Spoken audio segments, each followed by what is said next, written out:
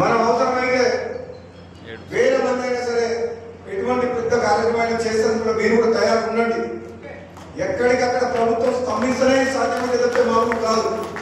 మీకు ముందే చెప్తున్నా, ఈ party ruling party, Congress party ఎమ్మెల్యేలైనా కాంగ్రెస్ పార్టీ ఎమ్మెల్యే నియోజకవర్గంలో అన్యాయం జరిగితే అవసరమైతే ప్రభుత్వంతో కూడా పోరాటం చేసేందుకు సిద్ధంగా ఉన్నా చెప్తున్నా. గతంలో నేను ఎమ్మెల్యే ఉన్నప్పుడు బీఆర్ఎస్ ప్రభుత్వంలో ఈ ప్రాంతానికి అన్యాయం జరిగితే అసెంబ్లీ సాక్షిగా ఎంత చెప్పినా వినకపోతే నా రాజీనామా చేసి మొత్తం ప్రభుత్వమే మున్గోడు ప్రజల కాలకాయ తీసుకొచ్చినా అని చెప్పిన. ఆ రోజు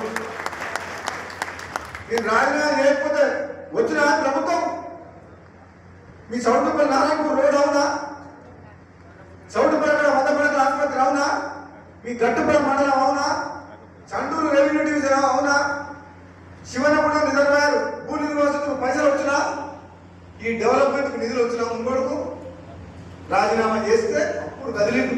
అప్పటిదాకా లెక్క చేయలే. మొన్న లక్షమ్మగూడెం సబ్స్టేషన్ ఓపెనింగ్ చెప్పిన, నాకు హామీ ఇచ్చిన మాట వాస్తవము. తిరిగి కాంగ్రెస్ పార్టీలో చేరినప్పుడు మంత్రి పదవి ఇస్తా అని, అది ఆలస్యమైనా పర్వాలేదు, మీరు ఎదురు చూస్తా, ఓపిక ఉంది. నాకు అన్యాయం జరిగినా పర్వాలేదు, కానీ మున్గోడు ప్రజలకు అన్యాయం జరిగే ఏ పని చేసినా సరే నా నిర్ణయం ఎంత దూరమైన